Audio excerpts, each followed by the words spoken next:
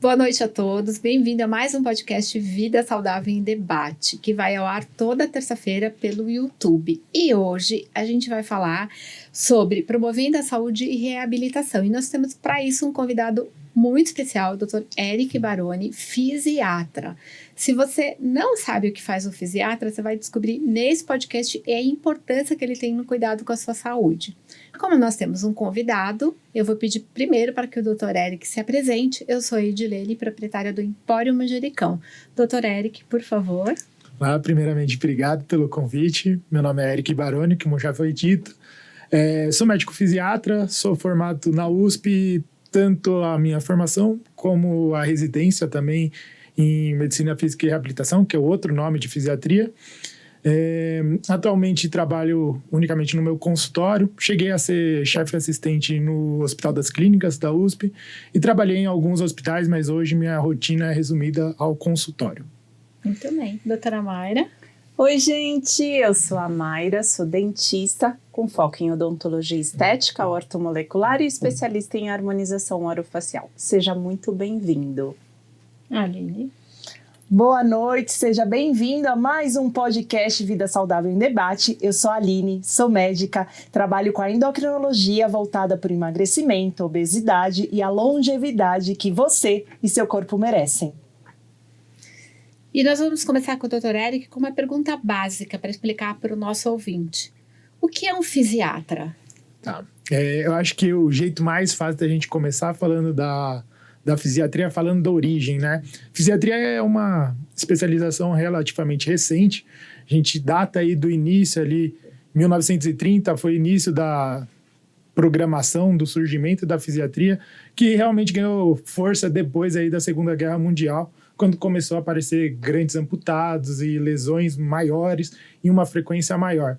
Então, medicina física e reabilitação, que é o outro nome da fisiatria, acho que explica um pouco melhor, que é tratar toda e qualquer reabilitação que seja física dos pacientes, promovendo qualidade de vida e independência ao paciente. Ok. Quando eu procuro um fisiatra? Bom, o fisiatra ele é um médico que tem uma formação predominantemente clínica. Então, na residência médica, por exemplo, na minha época a gente fazia o primeiro ano de residência como residência de clínica médica mesmo. Então, o paciente deve procurar o fisiatra quando ele necessita de toda e qualquer reabilitação que não necessite de uma intervenção cirúrgica. Às vezes é uma porta de entrada também para um paciente que tem uma lesão que seja cirúrgica e a gente encaminha para outro colega, por exemplo, um ortopedista. Qual que é a diferença do ortopedista para o fisiatra? O fisiatra, como eu disse, ele tem uma formação muito mais clínica, então a gente acaba tratando bastante quadros de dor crônica, reabilitação mesmo, definindo, a gente funciona como se fosse um regente de uma orquestra.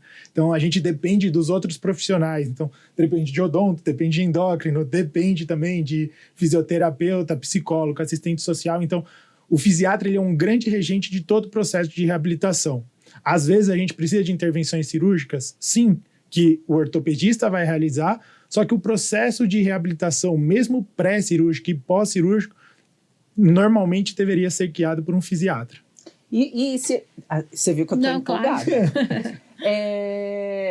Porque também é uma especialidade que eu não tinha grandes conhecimentos. E aí, assim, explica então a diferença do fisiatra e do fisioterapeuta. O fisioterapeuta é a pessoa que vai guiar os exercícios físicos. Então, é a pessoa que vai estar junto do paciente no dia a dia falando, dobra um pouquinho mais esse joelho, ou vai ajudar a alongar.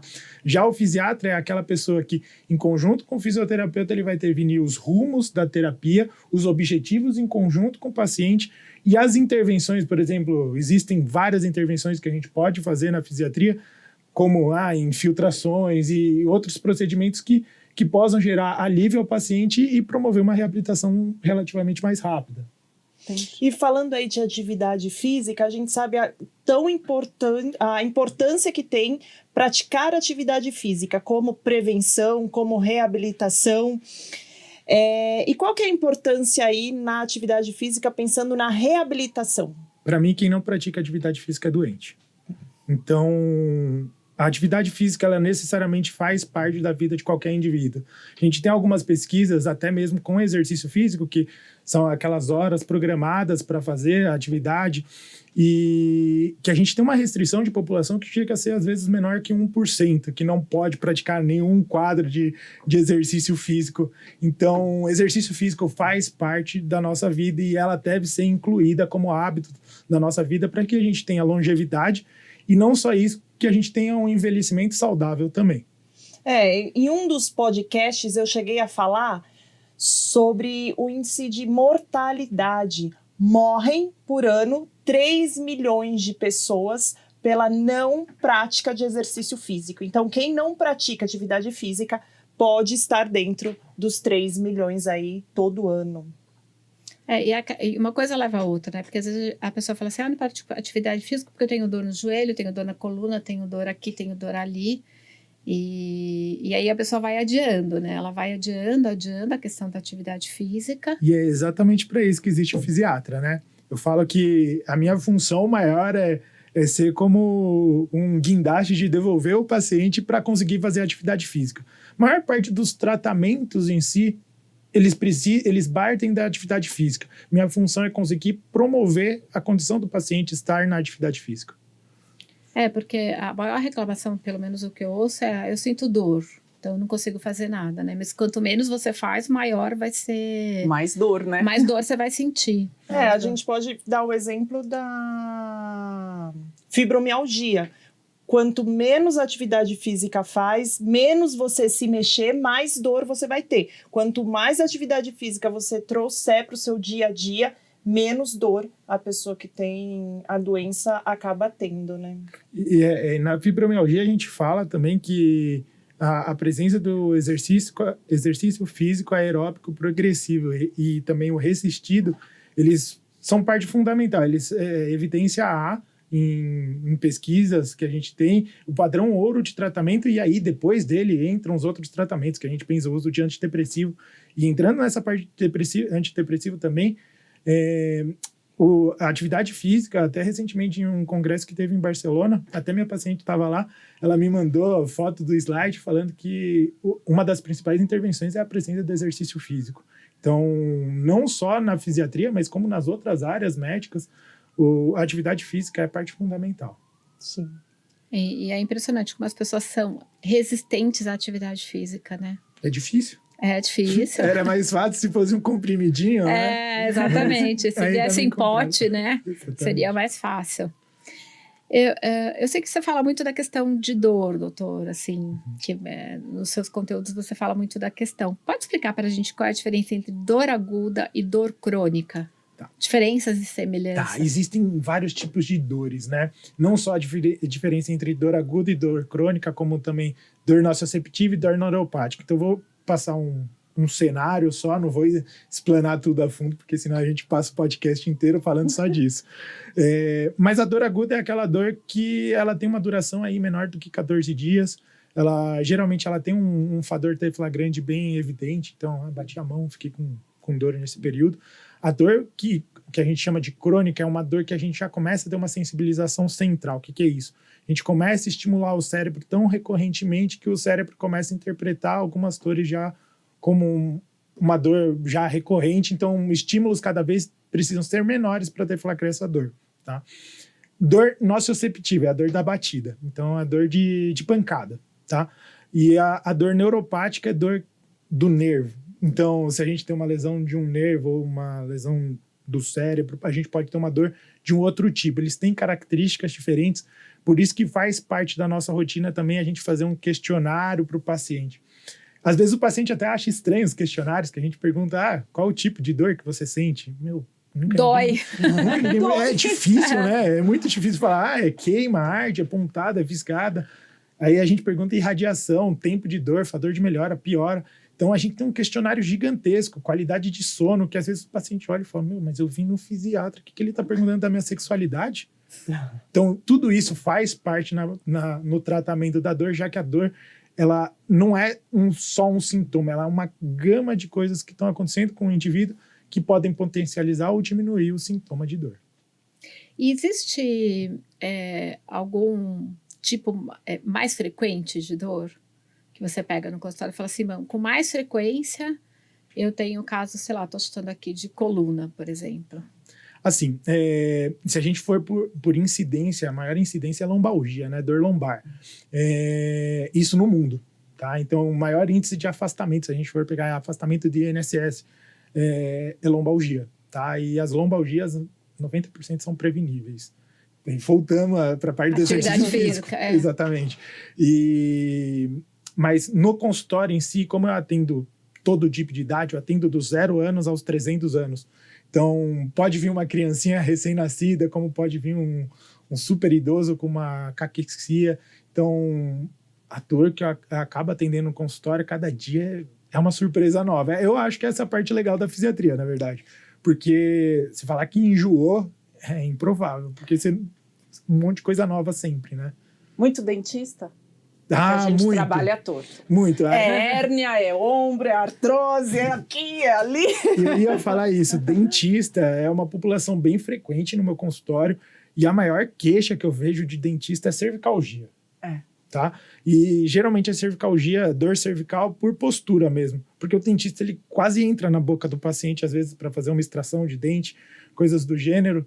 Então, às vezes, instrução de postura também faz uma baita diferença. Muita gente cabulava aula de ergonomia. Aí depois dá nisso. Achava que não era importante, né? A conta chega. A conta chega para todo mundo. E falando aí de dentista, de outros profissionais, a importância do trabalho multiprofissional nessa reabilitação aí, os profissionais que envolvem... Não só o médico, né? A gente, ainda aqui no Brasil, a gente tem uma visão muito médico-centrada, né? Então, o médico tá lá em cima e os outros profissionais abaixo. Não funciona assim, tá? Quando a gente pensa no trabalho multiprofissional, a gente precisa de uma linearidade de tratamento e um nivelamento. Então, todo mundo está no mesmo nível. A impressão que o fisioterapeuta me traz é super importante também. O que eu passo para o fisioterapeuta. E aí, em conjunto, a gente decide qual o melhor caminho para o paciente. E outra coisa, a gente tem que colocar o paciente nisso também. Porque, às vezes, a gente esquece. Por exemplo, chega um paciente no consultório, ele está de cadeira de roda. E eu quero muito colocar ele em pé. Mas não é o objetivo dele. Porque não vai adiantar essa reabilitação para ele, entendeu? A mesma coisa, vou colocar você para tocar violino. Pô, mas eu odeio violino. Então, reabilitação é uma coisa que deve ser conversada em conjunto para a gente definir os melhores caminhos para que a gente consiga os melhores resultados. Então, o trabalho multiprofissional ele é importante porque cada um faz sua parte e todo mundo rema para o mesmo lado. O problema é se um estiver fazendo para um lado e o outro para o outro, a gente não vai sair do lugar. Então, como é que você poderia me ajudar? Porque eu tenho uma quantidade grande de pacientes bruxômicos. Gente, bruxômico é aquele paciente que tem bruxismo, que aperta, que range os dentes, ou mesmo nas questões de dor orofacial. Tá. O que a gente vê muito, por exemplo, em paciente que tem bruxismo, é uma sobrecarga aí de alguns músculos. Quando a gente fala, os músculos principais que a gente vê em sobrecarga é masseter, temporal, e o famoso esternocleidomastoideo, né?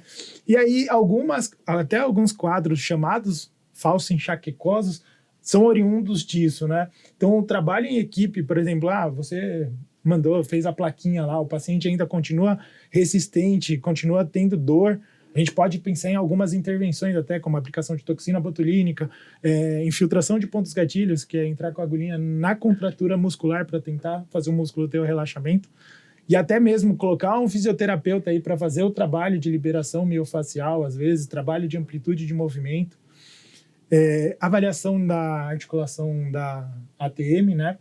Porque em alguns casos a gente acaba tendo desgaste dessa articulação e às vezes a gente pode pensar em infiltração de ácido hialurônico ou mesmo intervenções cirúrgicas, aí pensando em uma artroscopia. Então isso tudo deve ser tratado em conjunto, porque, por exemplo, de verdade, eu não sei corrigir uma mordida cruzada ou qualquer coisa do gênero. Não é minha área, por isso que a gente precisa do especialista. E é uma das coisas que quando eu era professor lá no HC, que eu falava até para os residentes, é que eu não tenho vergonha de encaminhar. A vergonha é não encaminhar. Porque você está segurando o paciente que ele está perdendo a chance de tratamento real dele. Então, o encaminhamento ele faz parte da vida do fisiatra.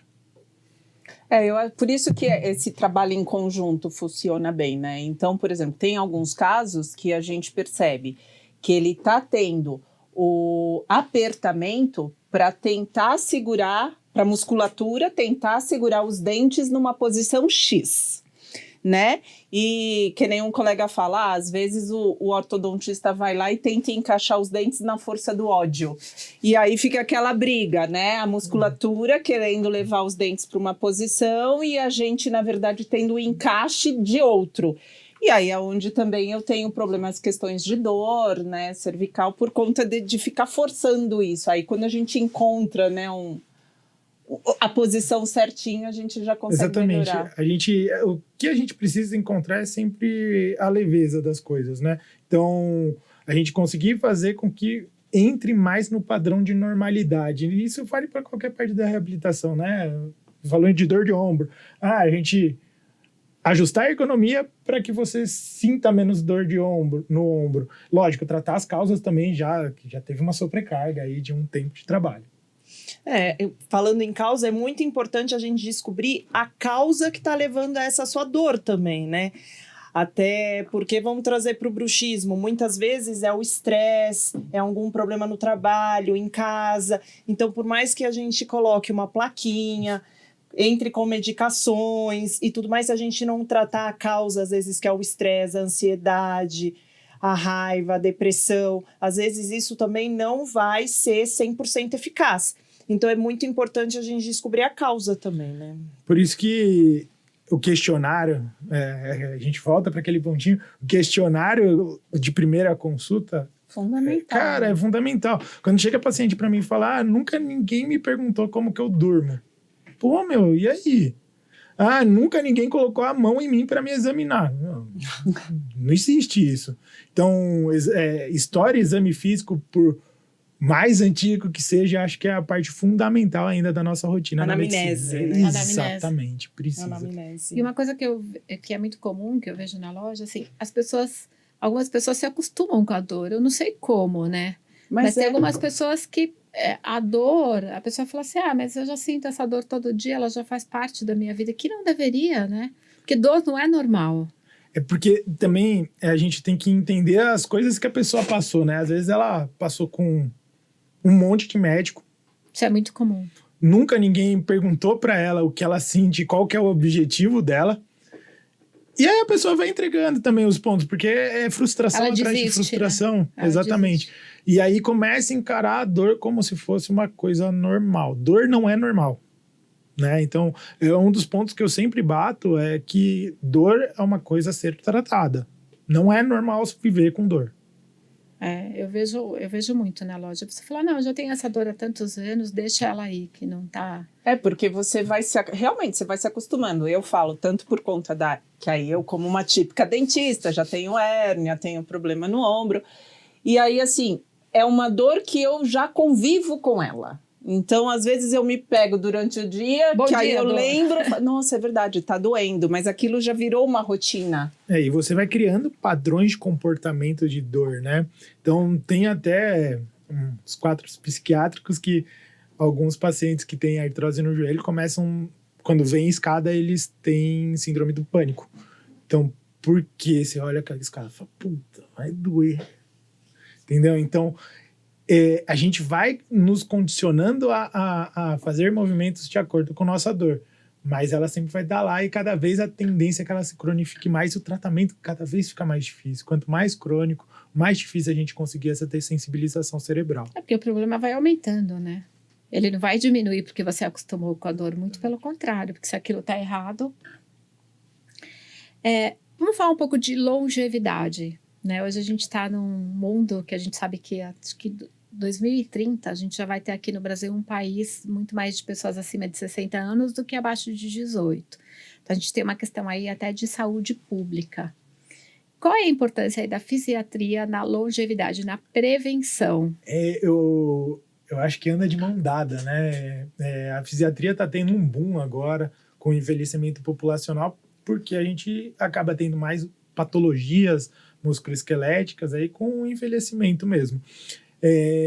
O que eu bato na tecla é que o envelhecimento, cada vez que a gente vai envelhecendo, a gente vai perdendo massa muscular, né? E como foi mesmo dito aqui, isso tem relação direta com sobrevida. Tem outra pesquisa que fizeram de sobrevida em relação à força de quadríceps, que é a coxa, e é diretamente proporcional. Tá? Teve outra pesquisa no ICESP com pacientes que tinham câncer de mama que teve que ser interrompido o estudo porque o grupo que estava sendo submetido à intervenção, que era a atividade física contra o sedentarismo, estava tendo uma mortalidade muito menor. Então, estava fazendo mal para os pacientes eles ficarem no grupo de sedentarismo. Então, acho que é interessante. É assustador que parte músculo esquelética ela faz uma diferença para a sobrevida, mas é uma relação absurda, assim, de direta. Recentemente, a gente teve aquele acidente, acho que foi Kaique Brito, que foi atropelado, um ator. Sim. E a foto dele, quando ele entra, e a foto para ele depois é impressionante. Se ele não tivesse aquela massa muscular, talvez ele não estivesse aqui. Eu vi, é impressionante. Parece que são duas pessoas completamente diferentes. Em tão pouco tempo, né? A gente precisa de reserva. Eu falo que músculo é poupança. Então, você vai fazendo só poupança e quando você precisa, você gasta ela, se caso você precisar. Deus queira que não precise. Mas se precisar, você tem sua poupancinha lá garantida. A cada ano que passa, a gente perde aí 3% de massa muscular depois aí dos 30 anos. É bastante. Então, e a gente vê muita resistência, né? Porque as pessoas falam, eu não vou pra academia, não gosto de academia. A gente já falou, né? A gente também não gosta de pagar boleto. A doutora Tássia fala isso. A gente também não gosta de pagar boleto, mas tem que pagar, não tem? Então, assim, não gosta de ir pra academia, mas tem que fazer o trabalho de resistência muscular. Não tem jeito. Goste ou não goste. Se não é pelo amor, vai pela dor. Vai pela dor. A doutora Aline sempre fala, né? Você quer alguém para limpar seu bumbum quando você estiver mais velho? Ela fala tão bonitinho. Você quer alguém para limpar seu bumbum? Porque quando você envelhece, você vai perdendo massa muscular, que nem o doutor falou. E aos poucos, você vai perdendo a força de conseguir tirar aquela travessa do armário, levar a sua sacola de compra para casa e vai chegar um ponto que você não vai conseguir levantar sozinho da privada nem limpar seu bumbum sozinho. No começo, eu falo para os pacientes eles encararem a atividade física, exercício físico, como remédio. Então, encara aquela hora da academia que você está lá como um comprimido que você está deixando de tomar. Então, eu acho que isso é um jeito mais fácil de você começar. Depois você vai criando o gosto também, vira a rotina, você se sente mal depois de um tempo, quando você não faz, você fala, ai, tá faltando alguma coisa. E aí, sim, a atividade física virou parte da sua rotina e vai mais fácil. Vai mais fácil. Bom, agora a gente vai só interromper um minutinho para falar dos nossos patrocinadores. Nós temos 2 patrocinadores, que é a Pavão Contabilidade, que é uma contabilidade voltada para a área médica. Eles são especialistas em médicos. E eu vou pedir para a doutora Aline falar um pouquinho da Pavão Contabilidade. Pavão Contabilidade, eles são especialistas em contabilidade médica. Desde que eu me formei, ele é meu contador, ele que abriu a minha empresa, ele que faz toda a parte aí de contabilidade da minha empresa e da minha pessoa física particular. Médico tem uma gama aí de trabalho, CLT, pessoa física, pessoa jurídica, consultório, hospital. Então é bem complicado. E vamos combinar que médico para fazer conta não sabe muito. Então a gente precisa desse auxílio e nada melhor do que a contabilidade Pavão. E eu tenho um recadinho aí do Matheus, proprietário da contabilidade, para vocês. Produção, por favor. Olá, podcast Vida Saudável e Debate, tudo bem? Eu sou o contador Matheus, da Pavão Contabilidade Médica, e passo a deixar um recado para você, médico ou profissional de saúde que está com a vida burocrática. Está precisando reduzir seus impostos, abrir sua empresa médica, resolver burocracias com hospitais? Entre em contato conosco. Nós, da Pavão Contabilidade Médica, estamos à disposição para ajudá-lo e resolver todos os seus problemas. Aguarde seu contato. Obrigada a Pavão, que apostou na gente aqui desde o nosso primeiro episódio, está com a gente desde o início. Nosso outro patrocinador é a Agni Alimentos. A Agni é uma empresa que prepara uma linha de marmitas ultra congeladas com foco na saúde. Prioriza ingredientes naturais, temperos puros e ausência de conservantes em seus produtos. Todas as marmitas são feitas em uma fazenda, que você está vendo aí no vídeo. E ultracongelamento, qual é a diferença do congelamento para o ultracongelamento? O ultracongelamento ele é mais rápido, então ele mantém as propriedades, ele para aí a cocção, né? O cozimento do alimento, então ele mantém na íntegra o sabor, mantém os nutrientes. A Agni tem mais de 25 tipos de variedades de prato. E eu posso garantir para vocês que é muito mais em conta do que você pedir aquele delivery, sabe? Aquele famoso delivery que você pede, você vai pagar caro, fast food. E que não é nada saudável. Que não é nada saudável, tá cheio de conservante, tá cheio de gordura.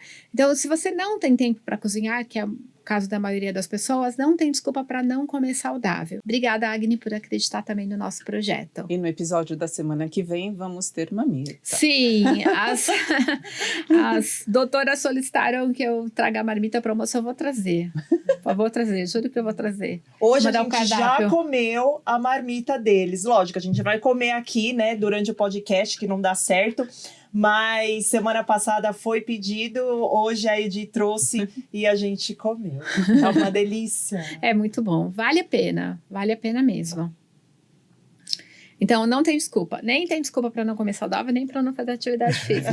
Então, eu queria que você falasse um pouquinho, a gente queria que você falasse um pouquinho da sua clínica. Eu sei que você tem uma clínica, quais são os procedimentos? É muito bacana, vocês vão ouvir aqui do próprio Dr. Eric. Bom, na verdade eu sempre tive o sonho de ter meu próprio consultório, né? Acabei indo para fisiatria por ter sido paciente, então eu tive uma lesão grave no joelho, porque eu lutava judô, e passei por toda a reabilitação, passei pela fisiatria, isso foi um dos motivos que eu virei fisiatra também, então isso fez eu me apaixonar pelo meio, e deu o sonho de partir para minha própria clínica. Hoje na minha clínica a gente é em 3 médicos, 3 sócios, eu, o Dr. Lucas Veríssimo e o Dr. Felipe Carneiro. Felipe Carneiro é radiologista e o Lucas Veríssimo é ortopedista com especialidade em quadril. Todos também, a gente é todos da mesma faculdade, então a gente é tudo da USP. E lá a gente acaba fazendo procedimento tanto em conjunto quanto em solo, né? A gente é especializado lá no consultório em procedimentos guiados por ultrassom. Então, infiltrações articulares para alívio de dor, para ganho de performance. A gente tem algumas tecnologias na área da reabilitação, muitas tecnologias surgiram aí a partir dos anos 90. Então, a gente tem terapia por ondas de choque, que é a mesma onda de choque que a gente usa para quebrar pedra no rim, só que numa intensidade mais baixa de energia, que a gente pode usar em patologias musculares, osteomusculares, esqueléticas. E a gente tem também o sistema de superindução magnética, que é outra tecnologia um pouco mais recente que a terapia por ondas de choque, que a gente acaba usando para estimulação muscular também, para tentar ganho de massa muscular, ou até mesmo estimular a cicatrização óssea. Então, cara, as tecnologias nos últimos anos, elas têm explodido. E a área da reabilitação a gente tem sempre tá correndo atrás, né? E esse é um dos pontos que a gente pesa muito no consultório, que a gente tenha tecnologias de ponta para conseguir atender nossos pacientes, já que a gente tem pacientes até mesmo que são atletas de elite. A gente tem atleta indo agora para o Pan-Americano de Santiago. Então, Nossa, que legal. A gente tem que conseguir entregar resultado. E a gente sabe que ser atleta não é que não seja saudável, né? Mas eles se lesionam muito, né? O grau de lesão. Esporte competitivo nunca vai ser saudável, né? A gente tem que saber diferenciar as coisas. Exercício físico é uma coisa, esporte competitivo é outra. Bem diferente. No esporte competitivo, a gente sempre está trabalhando no limite. Lógico, a gente tem uma coisa que a gente chama periodização, a gente divide os treinos certinhos, pensando nas competições mais importantes, mas a gente sempre está no limite. Então, é inerente do atleta competitivo ele ter lesão, tá? Então, o acompanhamento do atleta é diferente de um acompanhamento do não atleta. E não dá para parar, não é CLT, né? Não dá para tirar a licença de 15 dias, porque 15 dias parado vai fazer a diferença depois do resultado dele ali para ganhar um campeonato, né? Exatamente, e às vezes a gente tem um período de reabilitação também muito mais curto, né? Esses dias veio uma atleta da Itália passar comigo, que ela tinha um campeonato de beach tênis, que foi agora em Valinhos, e ela tinha 3 dias. Para se recuperar. Para se recuperar. Conseguiu ir jogar, jogou. Se eu não me engano, pegou o 3º lugar, Mas é aquilo, a gente sempre tá lidando com outras porque variáveis. é profissão, né? Você não pode parar aquele momento, você não pode se dar ao luxo. Eu tenho alguns amigos atletas, eles falam, isso não é saúde, não é vida. Porque aí a exige parte mais- muito do corpo, né? A parte mais difícil é a gente falar, tem que ficar fora dessa competição. Ah, mas não dá. Vai ter Que deve ser ficar. dolorido. Às vezes você treina um ano inteiro para participar daquela Às competição. vezes mais de ano, né? Mais de Olimpíada. anos. São 4 anos ali. Tudo bem que você tem os mundiais ali no meio, mas ele treinou 4 anos para chegar na hora e não conseguir participar. Aí, às vezes, no último treino, se lesiona. É super comum, né? A gente trabalha com muito variável, né? Esportes são muitas variáveis, né? Às vezes, até mesmo no dia, por exemplo, lá na Paralimpíada que teve no Rio, eu fui médico lá no centro mesmo de todos os atletas e lá passava geralmente quem não tinha uma equipe muito forte, então geralmente países subdesenvolvidos acabavam passando lá. Então tinha paciente que estava indo super bem na competição e aí na semifinal machuca o ombro. Então é aquilo, me ajuda, pelo amor de Deus. E aí a gente tentava apagar um pouco o fogo, mas nunca a gente conseguia entregar o atleta inteirão também na final, né? É o risco da profissão também, né? Faz parte do risco. Onde fica a sua clínica, doutor Eric? Minha clínica fica atrás do MASP, na rua Pamplona, número 145, conjunto 905. Ali bem pertinho do metrô, né? Do Dá lado para do ir metrô. tranquilo. Do lado do MASP. Atrás da Paulista, né? Isso mesmo. Ali na Pamplona. Aquela região é uma delícia. Nós estamos nos encaminhando para o final do nosso podcast. Passa muito rápido. Boa. Eu vou deixar você por último para fazer as considerações. Antes eu queria te perguntar alguma coisa que a gente não tenha abordado, que você gostaria de falar. Assim. A gente não falou de criança, né? Ah, de criança. A gente não falou de criança. Parece que fisiatra é coisa de gente velha só, né? Isso que me perguntam muito. Idoso. Porque confundem também com geriatra, né? Mas a população infantil também, ela acaba passando bastante. Então, a gente tem algumas patologias que acabam passando, como, por exemplo, a dor de crescimento. Passa com a gente. Paralisia cerebral, passa. Tem múltiplas intervenções que a gente pode fazer, por exemplo, a aplicação de toxina botulínica, que não é só para o bruxismo, mas a gente pode fazer também em crianças para a gente conseguir ganhar um pouquinho mais de amplitude de movimento, por exemplo, de cotovelo, de braço. Então, a população infantil também faz parte dos nossos atendimentos. Só uma curiosidade. Essa história da população infantil ficar ali no videogame, no celular. Tem consequências na área da fisiatria? Já está aparecendo essas consequências? Que tem, a gente sabe, mas já estão aparecendo? Na verdade, é assim, a exposição ao celular, ela tem o lado ruim e o lado bom. O lado bom nunca ninguém fala também, mas parte de... Por exemplo, se você for ver a população mais jovem e a população mais idosa, agora que surgiu a cirurgia robótica, por exemplo, a população mais jovem tem uma facilidade de aprender a cirurgia robótica muito mais fácil, porque ele estava exposto a esse meio tecnológico mais tempo. Mas de postura, sim, tem prejuízo, sim, porque a gente... É aquilo, né? A gente volta para a atividade física. A criança que está o tempo todo no celular, ela não vai fazer atividade física. E o que a gente vê é que cada vez mais é uma pandemia gigantesca, o índice de crianças sedentárias e obesas. Muito. E É uma pandemia, também, assim, né? Exatamente. E postural, né? Cervical, Exatamente. lombar, Tudo. tendinites. Exatamente. E isso é comportamental, né? Então, isso faz parte da educação e da rotina. Incluir esportes também, a gente sabe, a gente tá numa cidade grande, então, falar, vai jogar bola na rua. Não dá, né? Que vou ficar sem a bola, aqui, né? Não dá. E a gente entende essas limitações, mas a gente tem que fomentar a participação de crianças de exercício físico. Para se tornar um adulto saudável, né? Com certeza. E, Eric, veio uma dúvida aqui. Pacientes oncológicos, vocês chegam a atender na clínica pensando em dor? Bastante, tá? É uma abordagem um pouquinho diferente que a gente faz para o paciente oncológico.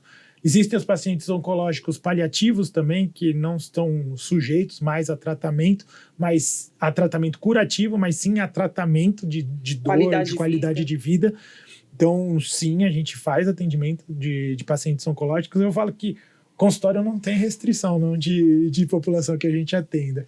Então, Basta ter dor, pode ir lá. o que importa é a gente conseguir entregar qualidade de vida para o paciente. Aqui é tudo.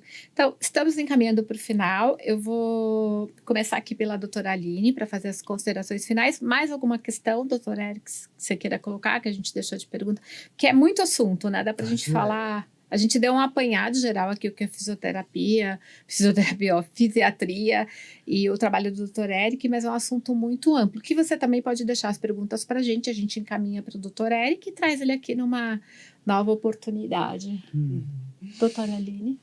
Muito obrigada por vocês estarem com a gente até esse horário.